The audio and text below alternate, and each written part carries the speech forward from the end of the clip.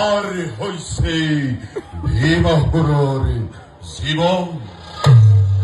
যদিও অন্ধকার গুহার মাঝতে অতিবাহিত করিস মোর শৈশবে জীবন তথাপিতু আইরে আকলু মরে মরে পাবে অন্ধকারে কোনা আবরণে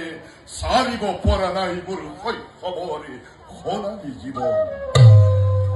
কিন্তু কেতিয়াবা মোৰ মনতে উদয় হোৱা কিছুমান প্ৰশ্নই মনে মনে কৰি তোলে অতিকে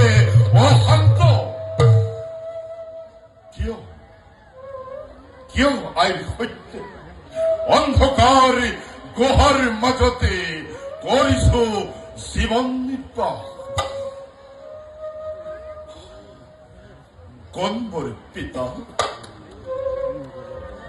কার ভাবে হল যে আমার এনুয়া দশা যে কি নহ